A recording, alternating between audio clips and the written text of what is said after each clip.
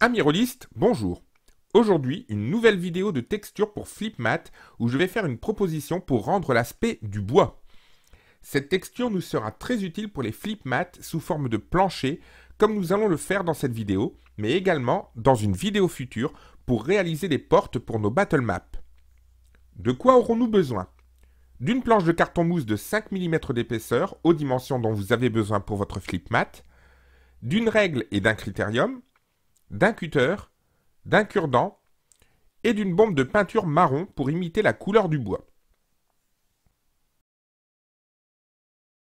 Dans une première étape, je tente le mieux possible de retirer la couche superficielle lisse de ma planche de carton plume.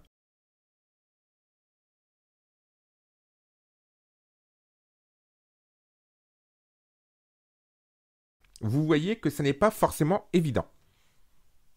Deuxième étape, le quadrillage, comme d'habitude. Si vous ne l'avez pas vu, je vous laisse consulter la vidéo Comment réaliser un Flipmat basique grâce au lien que je vais placer dans le coin en haut à droite. Notez quand même que je laisse un bord de 5 mm tout autour de mon Flipmat pour placer le mur extérieur. Nous verrons cela très rapidement dans une prochaine vidéo.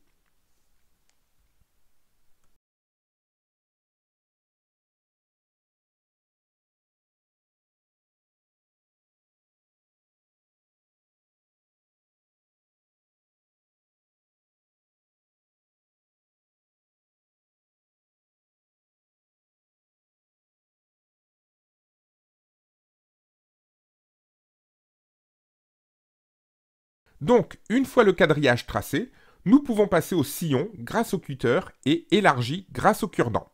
Une fois de plus, vous trouverez la marche à suivre en détail dans la vidéo Comment réaliser un Flipmat basique.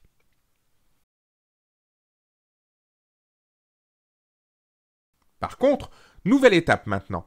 Je vais réaliser des sillons longitudinaux supplémentaires tous les 5 mm pour donner une impression de planche de bois. Attention, là encore, il est important que ces sillons restent superficiels et ne traversent surtout pas toute l'épaisseur du carton plume. La différence avec les autres sillons, c'est que ceux-ci, je ne les élargis pas au cure-dent.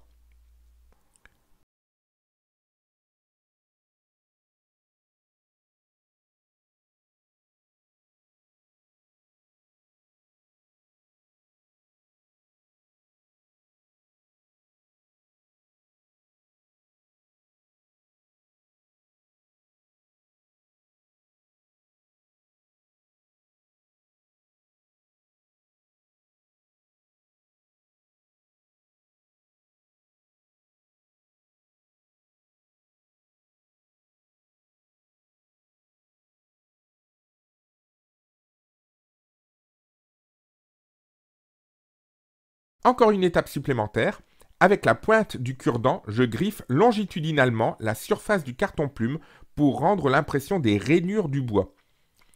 Cette étape est fastidieuse et avec le recul, je pense qu'elle n'est pas du tout indispensable. Je vous laisse juger selon votre propre expérience. Nous pouvons passer à l'étape de la peinture. Pour cette vidéo, j'ai choisi ici une teinte cacao.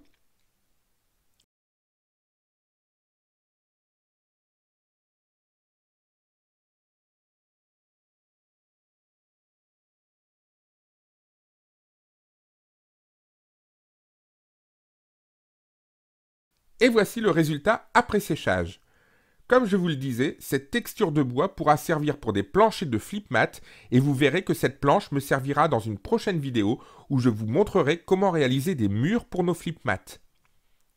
Mais cette texture nous permettra également de réaliser des portes très convaincantes. Alors je vous donne rendez-vous très bientôt pour ces prochaines vidéos tutoriels Do It Yourself.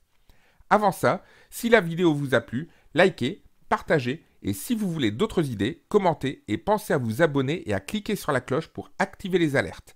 En attendant, soyez prudents, portez-vous bien et à bientôt pour une nouvelle vidéo JDR pratique.